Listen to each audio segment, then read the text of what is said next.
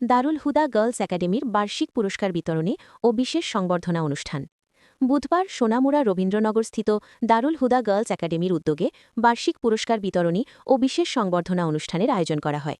এই দিন বিগত শিক্ষাবর্ষে একাডেমিক, ক্রীড়া ও সাংস্কৃতিক ক্ষেত্রে কৃতিত্ব ছাত্রীদের হাতে পুরস্কার তুলে দেন অতিথিগণ। পাশাপাশি ২০২৪ সালের স্থানীয় হজযাত্রীসহ সামাজিক কাজে অবদান রাখা এমার্জেন্সি ব্লাড গ্রুপের কর্মকর্তাদেরও সংবর্ধনা জানানো হয়।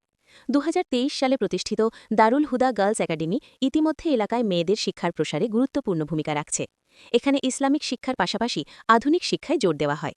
এই দিনের অনুষ্ঠানে উপস্থিত ছিলেন ড মুস্তাফা কামাল, মৌলানা ড জাহিরুল হক, মৌলানা জাকির হুসাইন আল জালিলি, মৌলানা মুহাম্মদ হোসেন, প্রবীণ আলিম মৌলানা আবু হানিফ, মুফতি শফিকুল ইসলাম, মুফতি খাইরুল বাশার, মৌলানা মোজাম্মিল হক, মৌলানা সাদিক মিয়া, হাজি বিল্লাল মিয়া, দারুল হুদা গার্লস একাডেমির প্রিন্সিপাল মৌলানা দেলোয়ার হোসেন সহ অভিভাবক এবং অন্যান্য বিশিষ্টজনেরা। তবে দারুল হুদা গার্লস একাডেমি কম সময়ে এত অগ্রগতি দেখে মুগ্ধ হয়ে যান অতিথিসহ সকলেই। এই প্রতিষ্ঠানটির সার্বিক উন্নতি কামনা করে সকলের সহযোগিতা চেয়েছেন দারুল হুদা গার্লস একাডেমির উপদেষ্টা মণ্ডলীর কর্মকর্তারা।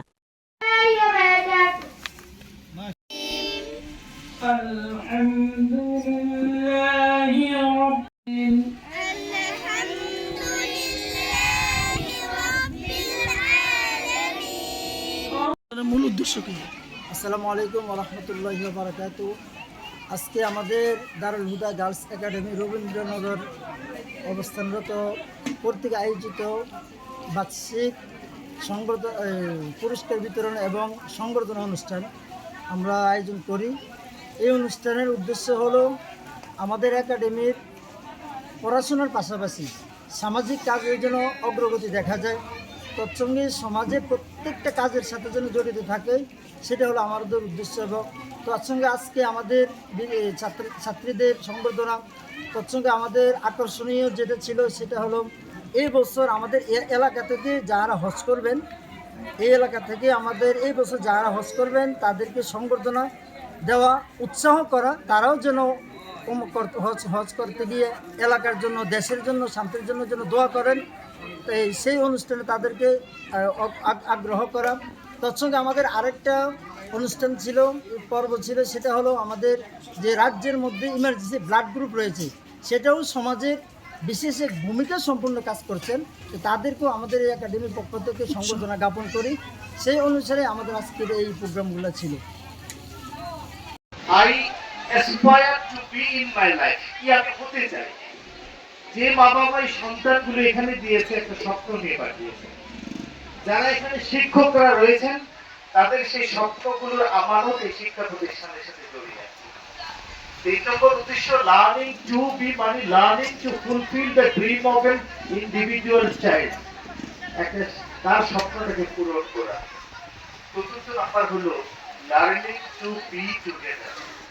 আমি যাই হই, ডাক্তার, ইঞ্জিনিয়ার, আলিম, মুফাসসির, যাই হই, আমার এই বিদ্যা দিয়ে সমাজের সকল শ্রেণীর মানুষকে একসাথে নিয়ে চলার মতো সলাহিয়ত তৈরি হয়, যার মাধ্যমে সেটা হলো লার্নিং টু বি টুগেদার। আমাদের ইসলামিক যে পরিভাষা আছে, সেই পরিভাষা জ্ঞানকে বলা হয় আল ইলমু হুয়া নূরুন মা ইয়াফরুকু বাইনাল হাক্কি ওয়াল বাতিল। আমাদের ইসলামিক পরিভাষায় জ্ঞান হলো এমন একটা আলো, যে আলো আমার ভিতরে ফুটে ওঠে, যে আলো দ্বারা আমি দেখতে পাই সত্য কোনটা, মিথ্যা কোনটা, হক কোনটা, বাতিল কোনটা, আলো কোনটা, অন্ধকার কোনটা, কোনটা গুনাহ, কোনটা সওয়াব, কোনটা সত্য, কোনটা মিথ্যা। এই আলো যখন আমার ভিতরে প্রস্ফুটিত হয়, তাহলে শুধুমাত্র title pass, MA pass, engineer, ডাক্তারের নাম আরবি ভাষা বা ইসলামিক অনুশাসন এটাকে বিজ্ঞান বলা হয় না। ইসলামিক পরিভাষায় বিজ্ঞান যে যতটুকু আমরা শিখেছি, এতটুকু আলো যদি আমার ভিতরে আসে, যে সত্য এবং মিথ্যার মধ্যে আমি পরিমাপ সৃষ্টি করতে পারি, তাহলে আমি শিখি। আমাদের এই